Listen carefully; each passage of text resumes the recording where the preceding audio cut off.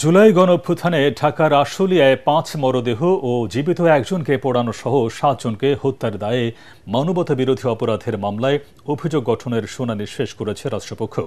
পরে আসামিপক্ষের শুনানির জন্য ১৩ই আগস্ট দিন ঠিক করেন বিচারপতি নজরুল ইসলাম চৌধুরীর নেতৃত্বে আন্তর্জাতিক অপরাধ ট্রাইব্যুনাল ২।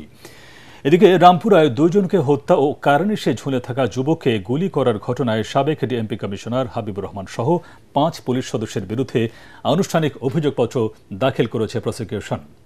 আরও জানাচ্ছেন হুমায়ুন চিশতি। জুলাই গণ আন্দোলনে সবচেয়ে নৃশংস ঘটনা ঘটে রাজধানীর আশুলিয়ায়।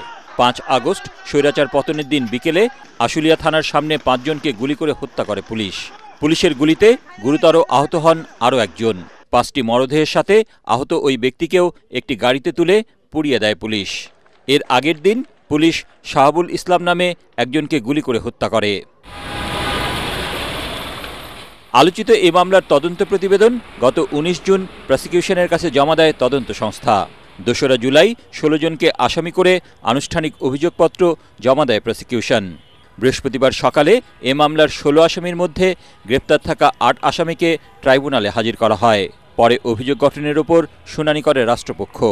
আমরা ট্রাইব্যুনালের সামনে উপস্থাপন করেছি যে একটা মানুষকে হত্যার পরে তার লাশকে পুড়িয়ে দেওয়া অথবা তার মধ্যে যে একজন জীবিত ছিল তার জীবিত অবস্থায় তাকে পুড়িয়ে দেওয়া, এটি ওই মানুষ যারা নিহত হয়েছে তারা সহ যারা সারা পৃথিবীতে দেখেছে প্রত্যেকটি মানুষেরই মেন্টাল হার্ম হয়েছে, যেটি এই আইনের একটি অমানবিক আচরণের কারণে এটি আন্তর্জাতিক আইনের মানবতা বিরোধী অপরাধ হিসেবে স্বীকৃত।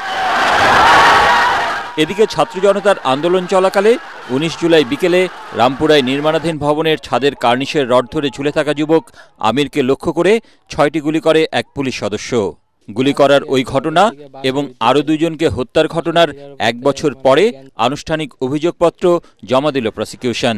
এতে ডিএমপির সাবেক কমিশনার হাবিবুর রহমান সহ ৫ পুলিশ সদস্যকে আসামি করা হয়েছে।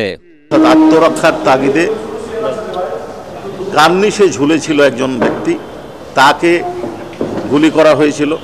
একজন বাড়ির ভিতরে একজন শিশুকে কোলে নিয়ে তার দাদি ছিল, সেই শিশুর মাথার এক পাশে গুলি লেগে আর এক পাশ দিয়ে বের হয়ে যায় এবং আরও একজনকে হত্যার অভিযোগে সাবেক ডিএমপি কমিশনার হাবিবুর রহমান সহ ৫ জনের বিরুদ্ধে আমরা ফরমাল চার্জ দাখিল করেছি। আশা করছি আগামী ওপেনিং ডেট বা তার পরের দিন কগনিজেন্স হিয়ারিং।